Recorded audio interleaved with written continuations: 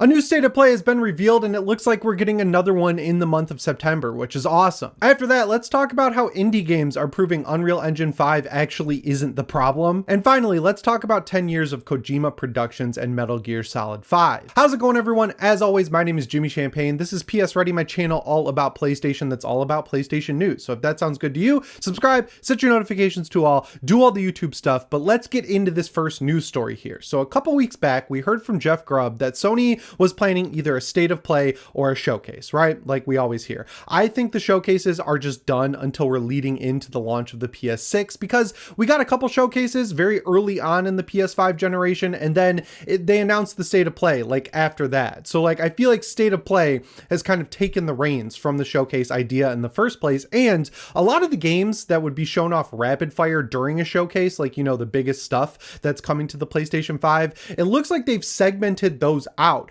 to be show cappers for state of play. So we got games like Ghost of Yotei and Marvel Tokon as show cappers for a state of play, right? Like right at the very end, you announce the next big PlayStation game, and if they're saving those for the end of state of plays, they're going to run out of stuff that they can mash together for a showcase. And honestly, the state of plays started really rough, but over this generation, they've really improved them overall. We've definitely had some bad ones, but like the good ones really stand out. So I'm fine with state of play completely replacing showcases until we're leading into the life cycle of the PlayStation 6, and that's when they really got to show off all the big first party and third party games that are going to be like selling you on the PS6, because the whole mood around that thing is not great right now. But it turns out in a big positive move that we might actually be getting two state of plays in September, because one is actually happening when this video is posted, and it's about 007 First Light. Now they've done these in the past. They're like marketing deals that they make with Warner Brothers for like Suicide Squad, Kill the Justice League. I forgot what that game was called because it was so bad, but like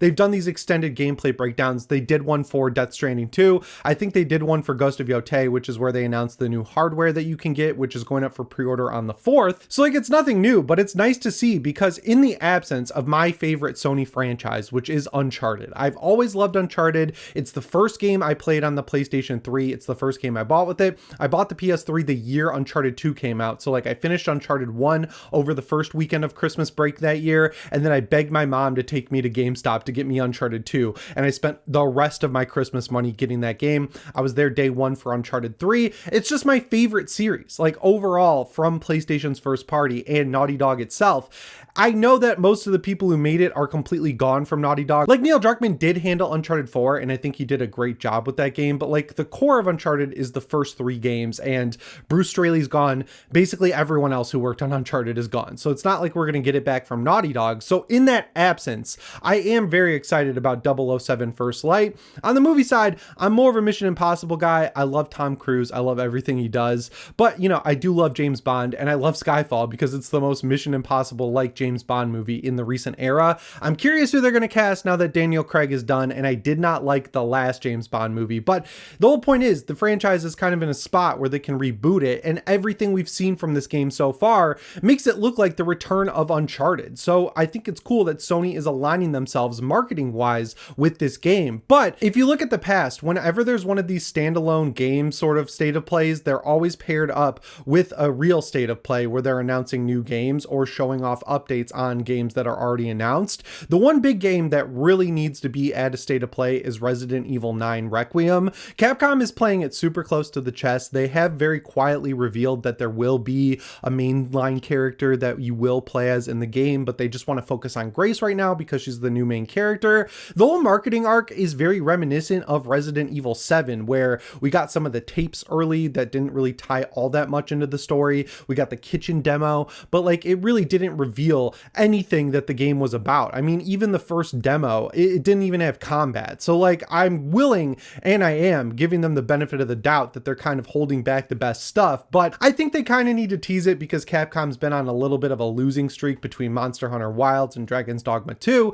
From everything we've heard, Resident Evil Requiem is putting them right back on track, but just earn that trust back and show off a brief glimpse of the combat gameplay or this rumored open world sort of Raccoon City we're going to get to explore. Just a little nugget. You don't got to show everything because then people will be mad in the other direction, but if you give them a taste, it'll like quell their fears that this is going to be an Outlast style walking sim sort of Resident Evil, but very obviously it's not. Silent Hill F is right around the corner, and thankfully it looks like it's not having Unreal Engine 5 issues based on the demos that were played at Gamescom, but there are a bunch of new games that haven't been announced yet that I think need to be announced. Like, we're having one of the best years in a long time for gaming, between starting off the year with Kingdom Come Deliverance 2 so they could show off new DLC for that. Then we got all these updates for Helldivers, including ODST armor, which is great. We got Death Stranding 2, which is one of the biggest and highest reviewed games of the entire year. Hell is Us just came out, which we're going to talk about in the next story, and that one looks like it's going to be great. And despite its technical issues, Metal Gear Solid Delta does seem like it's a great remake of a great game. So like, they are doing a good job. They just haven't found that right game that really gets people hyped up, right? Like Ghost of Yotei, it's dividing the fan base because of losing Jin, right? Like, people aren't happy about that. They need to announce a game that's just a gamer's game, that doesn't have any issues, that's not tackling high concept stuff, that's like the old Uncharted, Spider-Man 2018, God of War 2018, where the whole point of the game was not to make you think deeply about high level concepts or whatever. It was to make a fun, engaging, third person action adventure game. So if they're going to do that, they have to do it at a state of play. And if they do it right, it could kind of fix a lot of the wrongs that they've had this year, between raising the price on all the hardware, the bad PS5 Pro releases, and everything else. Now, I'm fully aware that because I said I'm pretty sure the showcases are done as a concept until the PS6, that's going to make it a showcase, and I wouldn't be mad. But there are a ton of games coming out through the end of the year, and there are a ton of games coming out in 2026, and I've kind of like come around on the state of play. Like, I actually enjoy it in the same way that Nintendo fans like the Nintendo Directs, like just through Stockholm Syndrome of seeing so many of them over the past few years. I do look forward to it, and if you look at the calendar, there's definitely going to be one later in the month, and this James Bond one kind of just leads you to believe that that's the case, because they have a cadence. Whether they want to talk about it or not, that's a different story, but they do have a cadence in how they do these state of plays, and September just seems like the right time, leading into the fall season where you're going to want to convince people to pick up a PlayStation 5, which is a lot harder of a job now with those aforementioned price raises. But speaking of great new games that are fixing Unreal Engine 5's problems, let's talk about Hell is Us. Now, I didn't get a review key for this or anything, but while my friend Jake Baldino was playing it, he was like, add this to your wish list, and his video on Game Ranks, his before you buy, is excellent. I highly recommend checking it out, and check in on his personal channel later in the week for a review there, because he's working on that right now. But this game looks awesome, and I was kind of nervous about it going in because it's Nacon, the people who made Test Drive Unlimited Solar Crown last year, which is still and was a complete disaster of a game. But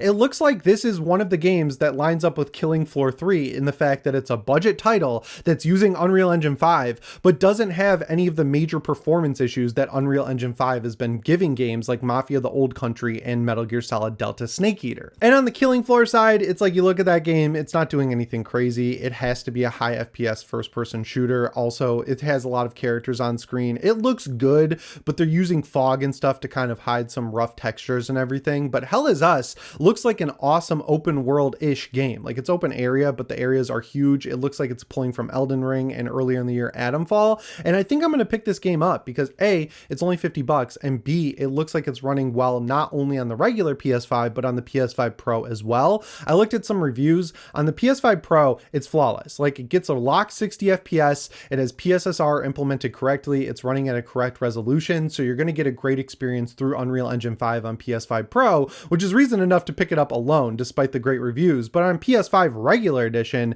it runs mostly at 60 FPS. You do get some slight drops when you're moving between areas, but as long as it's not happening during the combat or the actual gameplay, I think that's a good step in the right direction. So that kind of got me wondering what went wrong with Metal Gear Solid Delta. A, it's Virtuous. They're notorious these days for doing bad ports to Unreal Engine 5. Like, they're the people behind Oblivion Remastered, which still has major issues on both PS5 and PS5 Pro. And then on top of that, the amount of foliage that's on display in Metal Gear Solid Delta is seemingly the problem, because it has nanite or lumen ray tracing built in. And when you have that much foliage around, it has to take that into account for all the lighting. So that's why when you're in the foliage dense or water dense maps, the frame rate just absolutely tanks. Now, the newest update to Unreal Engine 5 actually fixes that. It like optimizes foliage or whatever, but then Konami would have to go through and update the engine for the game. And since the game is released, I doubt they're going to do that. But it's nice to see that, you know, it can be done with Unreal Engine 5. And maybe Tim Sweeney was correct when he said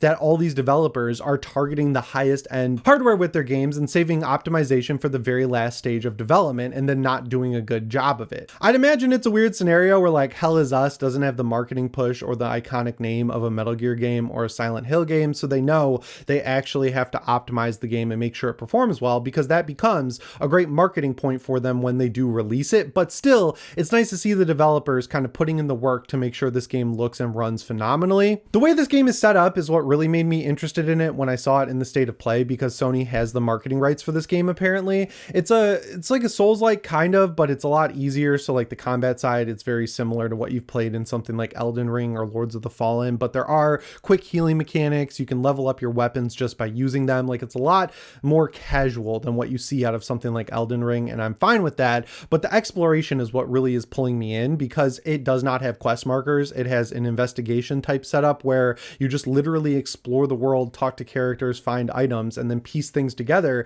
and use a compass to figure out where you're going. It's not the first game this year to do that, weirdly enough. Atomfall in January was the first game I played this year that kind of just dumped you into the world and made you talk to people and find items and explore to figure out where the story was going. And I loved that setup. That's like where I see open world games going in the near future. And I like that, because even though it gets a little esoteric at times and sometimes it gets a little frustrating, it's just cool to see them playing around with this formula that's become kind of dated and stale throughout recent years. So it looks like Unreal Engine games can perform well on the PS5. They just need to target mid to lower end hardware, which, you know, is going to upset people. But compared to high end PCs, the PS5 is low to mid grade hardware. They just need to target that way earlier in development, and it seems like things will work themselves out. It just bums me out that by the time all these performance issues get fixed for PS5, I guarantee Unreal Engine 6 is going to drop and we're just going to start all over, because this has been a cycle since Unreal Engine 4 came out. But that was over 10 years ago, and you know what else was exactly 10 years ago? Kojima starting Kojima Productions and beginning work on Death Stranding. But coinciding with that is the 10-year anniversary of Metal Gear Solid 5, so I wanted to talk about what's coming from Kojima Productions and also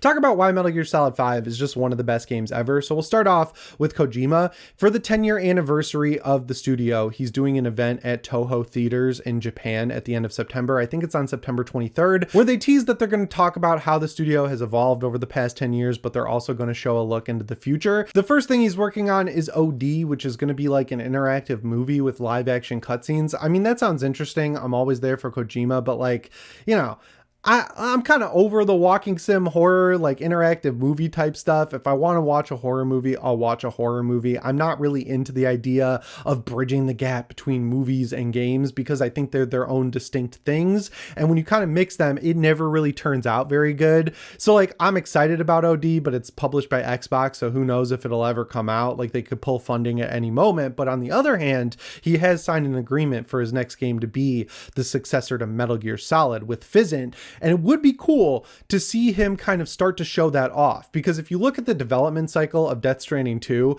he kept saying it was nowhere near ready to be released, even though he was like actively playing the game, and then magically it got a release date of June of this year. So even though Death Stranding 2 just came out, he could have been working on Physint at the same time, and it could be a lot closer than a lot of people might have assumed. I'm very excited for that, because as you guys know, if you've watched the channel for a while, Metal Gear Solid is just one of my top 10 favorite franchises. I experienced it in a weird order, I will admit. I got Metal Gear Solid Portable Ops for PSP and Metal Gear Acid as my first games.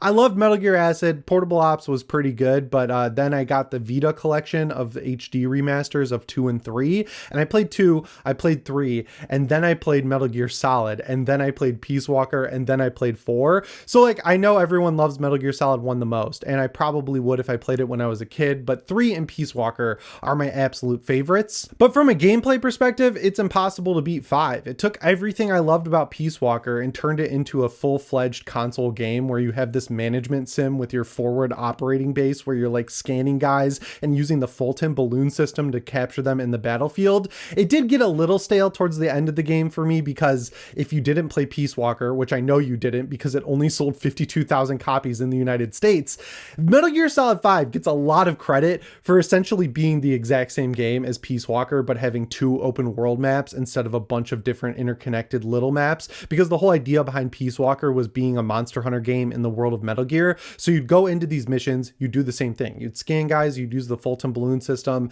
you'd change them around in their different areas of expertise on your forward operating base. So it's basically the exact same game, but just scaled down for the PSP, and it takes place much earlier in the timeline. But the area where Metal Gear Solid 5 excels over Peace Walker is with frame rate and combat. If you didn't know, Peace Walker Stalker was hard locked at 20 FPS, so if you emulate it these days, you have to play it at 20 FPS, because if you use a cheat to unlock 60 FPS, it just breaks the game. And also the combat was a little bit rigid, and the fact that you use the face buttons to control the camera, not great. But Metal Gear Solid 5, on the other hand, has the best movement in any third-person action game ever. The combat's incredible. The whole loop of just exploring the map, taking out bases, that influences the way soldiers dress. Like if you're using the tranq pistol too much, they'll start wearing helmets. If you're playing at night too much, they'll start wearing night vision goggles. It's like the game learns how you play and adapts to it. And I know it's easy to code that, but back in 2015, right when I graduated college, I mean, it seemed like the future. And I know this is an incredible game, because